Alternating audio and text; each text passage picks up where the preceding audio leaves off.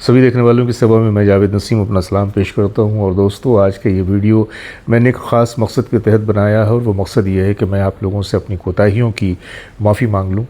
इस बात के लिए कि कभी कभी ऐसा होता है कि मेरे वीडियोज़ में कुछ ऐसी इन्फॉर्मेशन होती हैं कि जो बहुत प्रॉपर नहीं होती, उनमें कुछ कमी होती है, लेकिन थोड़ा सा वो ओवरलुक होने की वजह से कभी कभी ऐसी इन्फॉर्मेशन भी आप लोगों तक चली जाती है, जिसके लिए बाद में मुझे शर्मिंदगी उठानी इसलिए पड़ती है।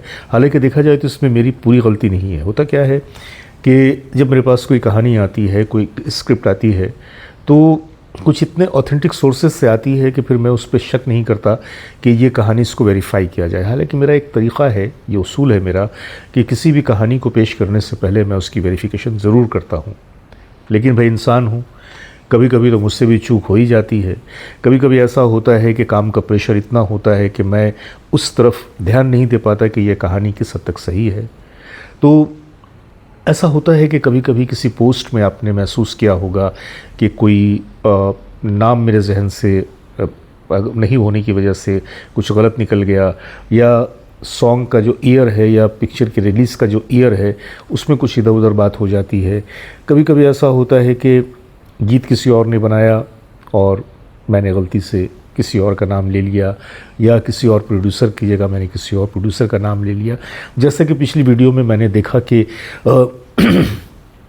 एक वीडियो था जिसमें मुझे नाम तो लेना था जे ओम प्रकाश का, लेकिन मैंने नाम ले लिया राज खोसला का। तो इस तरह की बातें मेरे साथ हो जाती हैं, जिसके लिए मैं आपसे सब क्षमा चाहता हूँ।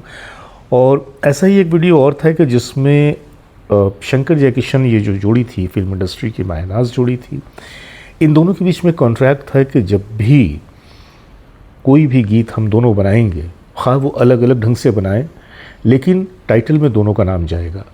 यानी कि अगर कोई गीत शंकर जी ने बनाया है तो भी शंकर जयकिशन जी का नाम जाएगा, और अगर जयकिशन जी ने बनाया है तो भी शंकर जयकिशन का नाम जाएगा।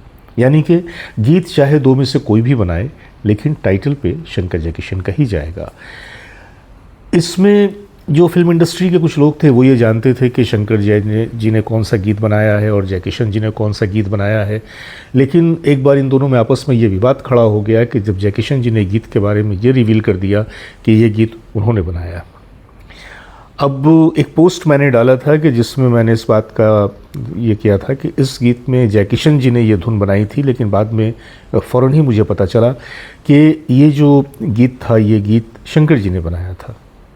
वीडियो मैं देख चुका हूँ, इसलिए अब मैं दोबारा उस तरफ नहीं जाऊँगा। लेकिन मैं शुक्रगुज़ार हूँ अपने दोस्त जनाब असलम ख़ान साहब का, जो कि एक बहुत अच्छे अफसाना नवीस हैं और बहुत अच्छे वो रिसर्चर हैं। तो फिल्मों के ऊपर और अदब के ऊपर उनकी जो गिरफ्त है बहुत मज़बूत है, और उनके पास जो इन्फॉर्मेशन है वो इतनी प्रॉपर होती है और इतनी जामे होती है कि फिर तो उसके बाद कुछ कहने की गुंजाइश नहीं रहती। तो जब उन्होंने मुझे बताया कि जावेद भाई ये आपसे गलती हो गई, ये तो गीत शंकर ने बनाया था, आपने जयकिशन के नाम से कह दिया। मैंने कहा हाँ, अब ये तो गलती मुझसे हो गई। लेकिन अब मुश्किल ये है कि जो वीडियोज़ हमारे पब्लिश हो चुके होते हैं उसको एडिट करना ये नेक्स्ट टू इम्पॉसिबल हो जाता है।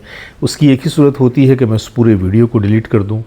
अब इतने सारे लोगों तक वो बात पहुंच चुकी होती है, फिर उसको डिलीट करना वो भी बेमकसद हो जाता है।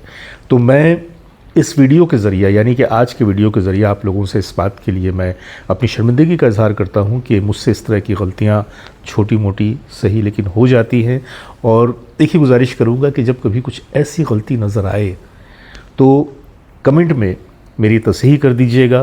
कम से कम कमेंट पढ़ने के बाद तो लोगों को ये पता चल जाएगा कि हाँ, मुझसे यहाँ पर ये गलती हुई है, और जो फैक्ट होगा वो भी लोगों की निगाहों के सामने आ जाएगा। तो बस इतना ही कहना था आप लोगों से। उम्मीद करता हूँ कि मेरी इस मुआज़रत को आप लोग कबूल करेंगे और मुझे इसी तरह से अपनी मोहब्बतों से नवाजते रहेंगे, जिस तरह से हमेशा आप लोगों ने अपनी मोहब्बतें दी हैं।